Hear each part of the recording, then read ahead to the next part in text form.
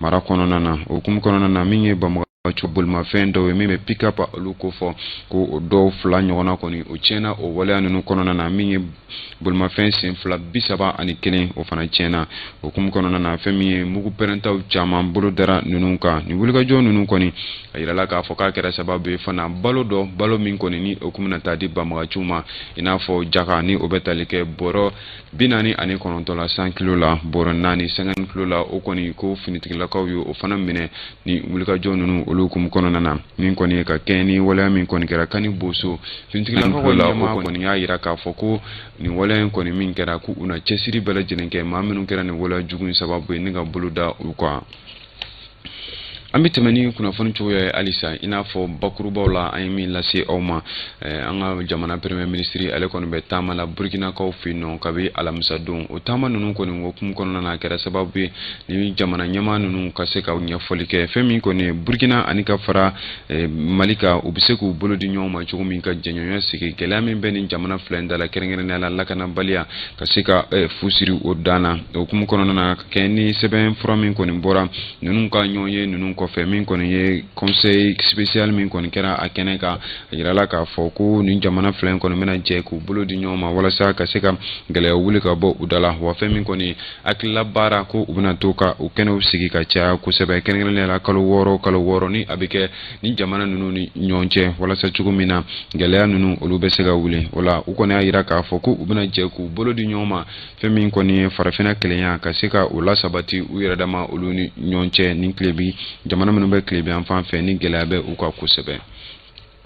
Halisa premier ministre ale ka taama hukumu kɔnɔna na Burkinakaw fɛ yen nɔ fɛn min ye a kɔni ye maliden minnu bɛ nin yɔrɔ kofɔlen ninnu na ani olu ye ɲɔgɔn ye u kɔni kumana waleya caman ka kɛrɛnkɛrɛnnenya la maliden minnu bɛ yen nɔ ni olu bɛ baara kɛ nin yɔrɔ kofɔlen na min bɛ tali kɛ u ka baara cogoyaw la ani ka taa se sɛbɛnw sɔrɔ kow ma ani ka se waleya caman wɛrɛw ma min bɛ gɛlɛya kofɔ min kɔni bɛ nin ma kofɔlen ninnu sɔrɔ nin yɔrɔ kofɔlen na o hukumu kɔnɔna na maliden minnu kɔni bɛ nin yɔrɔ kofɔlen na u ye foli kɛrɛnkɛrɛnnen kɛ ka ɲɛsin an ka jamana ɲɛmaaw ma hakilila kura min bɛ u la o y'a yira k'a fɔ ko u kɔni bɛ u yɛrɛ ye o hakilila kura ninnu o hukumu kɔnɔna na Burkinakaw fɛ yen nɔ halisa fɛn min kɔni ye Mali ni FESPACO ale tako 28 min kɛnɛ kɔni bɛ sen na ni Mali kɔni de kɛn bɛ jamana ye jamana min ni an bɛ se k'a fɔ ɲɛmaaya bɛ ale bolo o baaraw fana o kɛnɛ donna fɛn min yɛrɛ kɔni an ka premier ministre ale kumana o kɛnɛ in kan a ye a hakilila fɔ kosɛbɛ wa fɛn min kɔni a ye a yira k'a fɔ Mali ani Burkina a ka kɛlɛya ko o kɔni bɛ taa seko ani dɔnko o fana hukumu kɔnɔna na a y'i da don waleya caman na k'o walawala nin kɛnɛ in kan.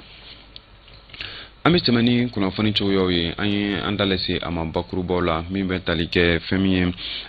douaniers olu kɛlen kɔ k'u bolo da fiɲɛti waleya dɔw kɔni ka hɛrɛma kɔnɔ ale tɛmɛnen kɔfɛ fɛn min kɔni ye nin Mali douaniers ye yirala k'a fɔ ko u y'u bolo da fiɲɛti wɛrɛ kan min yɛrɛ kɔni kɛra jumadon an ka pankuru jigiso la min na ni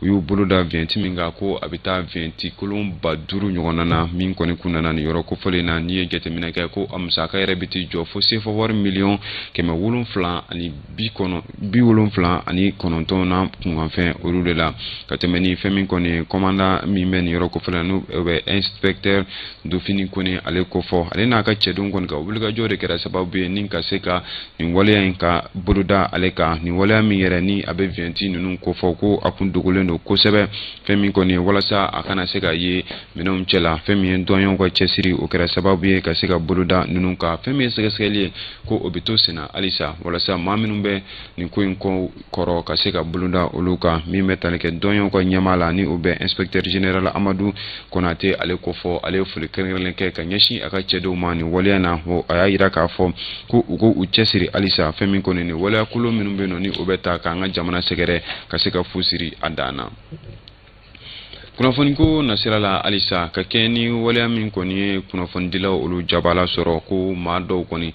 siga kɛmɛ olu la k'a fɔ ko olu de nɔ bɛ nin ko in na ka tɛmɛ ni o waleya ninnu kɔni ye fɛn min ye kulu min kɔni ye nin waleya in kɛmɛ ka kɛnɛ sigi nin yɔrɔ in na olu kɔni y'a yira k'a fɔ ko olu na fɛn min kɔni ye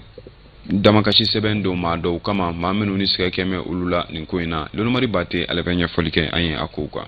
Mali parti politique fo ka taa se association ma o caman farala ɲɔgɔn kan walasa ka jɛkulu dɔ bila sen kan jɛkulu mun bɛ ngara da ni jɛkulu bilatɔla sen kan tɛnɛndon février kalo tile 20 sifinakaw dɔw nana don ninnu cula maison de la presse kɔnɔna na walasa u ka jɛkulu sigi k'a tiɲɛ. Jɛkulu in dabɔkun ye walasa an ka camancɛ fanga k'a kɔrɔmatigɛ fo ka taa se u ka banni an ka sarasiw yɛlɛmali la. U ka nin jɛkulu sigiyɔrɔ in a tiɲɛna ka kɛɲɛ ni sifinnakaw dɔw ka nali ye wa minnu sugu kun man dɔn. Tile caman tɛmɛnen kɔfɛ ni jɛkulu mɔgɔw y'a yira k'a fɔ k'olu ye dɔw dɔn nin sifinnakaw la u ye kiiri don mɔgɔ 2 kɔnturu la k'a sababu kɛ k'olu yera ni marifa ye. Nin ko in bɛɛ lajɛlen fɔra bataki kɔnɔ mun fɔra jumadon in na. An sigilen bɛ k'a tɔ kɔnɔ walasa Mali sariyasun tigilamɔgɔw u bɛna fɛn mun fɔ.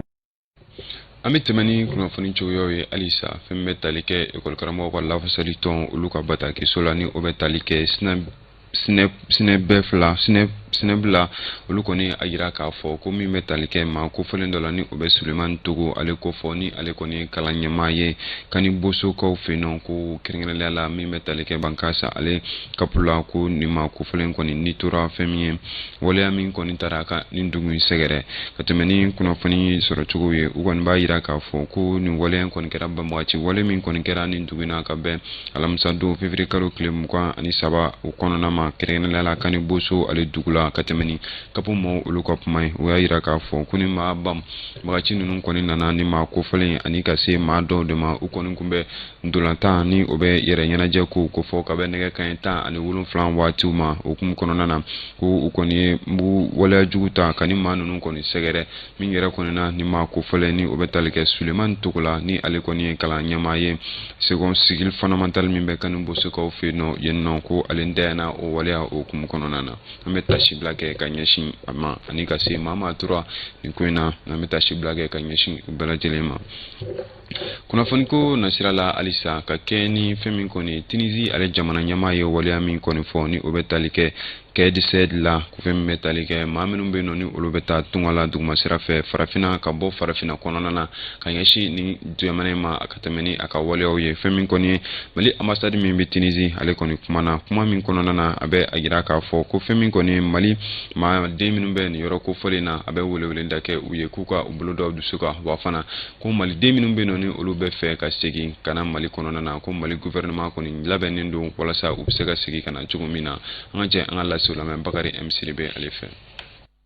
Ni wagati gɛlɛma in kɔnɔna na Mali lasigidenso min bɛ Tunisie jamana kɔnɔna na ka kɛɲɛ ni jamana ɲɛmaaw ka yamaruyaw ye olu n'u ka dɛmɛ ta ka ɲɛsin maliden minnu sigilen bɛ jamana in kɔnɔna na ani fana ka weledaw ma ni ka taa basigi yɔrɔ la ani k'a ɲini u fɛ n'a gɛlɛyara cogo o cogo u k'u jija ka jamana in ka sariyaw bato. Min ye amasari maaw ye u y'a jira tuguni k'a fɔ maliden minnu bɛ jamana in kɔnɔna na minnu ka miirina ye bi na ka sigi Mali kɔnɔ k'u bɛ se k'i senfa ni ka se lasigidenso kɔnɔna na walasa u ka tɔgɔsɛbɛliw bɛ se ka kɛ wa n'u yɛrɛ b'a fɛ ka kibaruya wɛrɛw sɔrɔ u bɛ se k'u magɛrɛ deuxième conseiller la amasari kɔnɔna na n'o bɛ tali kɛ madame Maïga Oumou Maïga la n'ale yɛrɛ ye chargé d'affaires ye amasari la. Nin communiqué kelen kɔnɔna na amasari maaw b'a jira k'a fɔ k'olu kɔni ɲɛmadalen don maliden minnu sigilen don bi na Tunisie jamana kɔnɔna na olu kɔni ka lahaliyaw la. Février kalo tile 21 tɛmɛnen Kayidi Sayidi n'o bɛ tali kɛ Tunisie jamana ɲɛmaa la a ye kuma bɛnbali caman fɔ ni k'a ɲɛsin tunganatagalaw ma minnu bɛ bɔ Afrique subsaharienne kɔnɔna na. A ka miirina na maa ninnu donni olu ka jamana kɔnɔna na a bɛ kɛ sababu ye ka na ni yɛlɛma caman ye fo ka taa se ka caman fara jamana kɔnɔdenw yɛrɛ hakɛya kan wa k'o laɲini tɛ dɔwɛrɛ ye ka Tunisie jamana yɛlɛma ni k'a kɛ jamana sugu wɛrɛ ye. Taalen ɲɛfɛ a b'a jira tuguni k'a fɔ ko maa ninnu donni Tunisie jamana kɔnɔna na k'a bɛ kɛ sababu ye ka na ni gɛlɛya caman de ye. A ka laseli wulu kɔnnen don jɛkulu caman fɛ minnu ka kɛlɛ ɲɛsinnen don ɲɛnawolo Mali ma. Kunnafoni ko nasira la halisa fɛn min kɔni ye tɛrɛntɛrɛn min bɛ kɛ gitɔrɔn kan ni a bɛ fɔ a ma passage piéton nin fɛn in kɔni ye fɛn ye maa caman kɔni tɛ ale labato walima u ti a dɔn wa an kɔni ye ɲininkali kɛ ani ka sɛgɛsɛgɛliw kɛ fɛn min kɔni ni min bɛ an ka siraw sanfɛla la ni maaw kɔni tɛ a labato ka se k'a ɲɛdɔn fɛn min kɔni a kow ye u ti a ɲɛdɔn wa walima a labatobaliya de don an ka maaw ɲinini kɛ a kan fɛn min bɛ tali kɛ Alamako Jabate la ani ka se Mantala Watara ma olu ka ɲinini don an ka jaga ɲamada fɛ. Aw b'a kalama wa ko terrain jɛman minnu bɛ sira kan u kɛkun tɛ sira cɛɲali ye nka tamasiyɛnw don minnu bɛ sennamɔgɔw dɛmɛ ka sira tigɛ nka k'a sababuya kɛ dɔnbaliya ye walima an ka sira t'a la ye maa caman bɛ yen minnu tɛ nin siraba sariya in bonya hali sennamatigiw yɛrɛ a dabɔlen don olu minnu ka lakanani kama olu yɛrɛ t'i ka nafa k'a la. Bon ne fɛ o batolen tɛ ten a batolen tɛ ten an ka gitɔrɔnw kan. Mɔgɔ tɛ se ka gitɔrɔn tigɛ ten i jɔlen bɛ to gitɔrɔn kan kuma dɔw la fo 5 minutes bɛ se ka to k'a sɔrɔ i ma gitɔrɔn tigɛ. O bɛɛ n'a ta ni terrain jɛman minnu bɛ kɛ sira kan u nafa ka bon kosɛbɛ. Panneau min bɛ yen nɔ n'an b'a fɔ a ma passage pour piéton o sennamaw ka panneau de ye a panneau in seleke 3 de don seleke 3 a kɔnɔ ye jɛman ye o tuma mɔgɔ de photo bɛ a kɔnɔ a dakunda ye bilenman ye bolifɛnbolila mana o panneau ye yɔrɔ o yɔrɔ a kan ka dɔ b'a ka boli la de walasa ka sennamaw kɔrɔsi. Ni mobili bolila in yɛrɛ ka kɛwale bɛ ni kuma ninnu sɛbɛntiya. Mais ne ɲɛ b'a la o tɛ ka bonya Mali kɔnɔ yan an b'o ladilikan lase faamaw ma u k'a ɲini conducteur fɛ an yɛrɛ chauffeur de an chauffeur kɛrɛnkɛrɛn ani mototigiw u ka fɛɛrɛ bɛɛ kɛ ka passager piéton ka mɔgɔw bonya. Ɲininkali la k'a dɔn kun jumɛn la mɔgɔw yɛrɛ tɛ ni terrain jɛman ninnu mun dabɔlen don sennamatigiw kama mɔgɔw t'a bato Danbele ka jaabi filɛ. Mɔgɔ caman bɛ yen nɔ o tɛ sariya ninnu labato permis sɔrɔ cogo fana bɛ na o fana na permis bɛ sɔrɔ k'a sɔrɔ mɔgɔw ma kodaro tɛ kalan k'a dɔn kosɛbɛ nin sababuya bɛɛ bɛ na n'a ye. K'a kɛɲɛ ni a ka baara ye n'o ye karamɔgɔya ye auto école la Danbele bɛ weleweleda kɛ k'a ɲɛsin siraba bolibagaw ma walasa u ka siraba sariyaw bonya. Donc an bɛ min ɲini bolifɛnbolilaw fɛ o ka bolifɛnw boli dɔɔni surtout duguba kɔnɔ vitesse dan sigilen de don vitesse 50 heure kelen kɔnɔna na ko mɔgɔ si man ka boli ka tɛmɛ o kan n'a y'a sɔrɔ sira libérelen de don sira lafiyalen de don. A kɛra cogo o cogo la bɛɛ lajɛlen ka lakana kama a laɲininen don bɛɛ ka siraba sariyaw bonya. Nin bɛ dansigi fɛn min kɔni an ka dɔn kibaru ale la an sera ka kunnafoni min sɔrɔ ka fara ɲɔgɔn kan Fanta Tumata. Umaru Koyita. Dɔn kibaru ale bɛ datugu. Siga tɛ a la fɛn bɛ tali kɛ dɔn kibaru kɔnɔna kibaruya olu tun ye nin ye o yɔrɔ la kunnafoniw bilala yɔrɔ min na Umaru Koyita an bɛ continuer ni o kelen ni o bɛ siraba kunkan ko kibaruyaw ko fɔ nin yɔrɔ la an bɛna Sori Ibrahim Diallo bisimila ka kɛɲɛ ni bi tɛnɛndonya i n'a fɔ bɛɛ lajɛlen b'a kalama tɛnɛn sɔgɔma jama bɔta ale ka ca kosɛbɛ an ka siraba fantan naani bɛɛ lajɛlen na sabula baaradonya don dɔgɔkun don fɔlɔ don o kama Sori Ibrahim Diallo a bɛna taga ni an ye fan jumɛn sɔgɔmada in na a bɛ Bamako sigida kelen jumɛn na a bɔ furadama kana bila sisan na a ka yetaw bolila fɛn jumɛnw de kan wa an tɛ ɲinɛ cogoya si la Anazer ka bilasiralikanw kɔ don o don Batɔma Kane ale bolo bɛ nɛgɛw kɛrɛfɛla sɔgɔmada in na a bɛna wele bila Sori ma.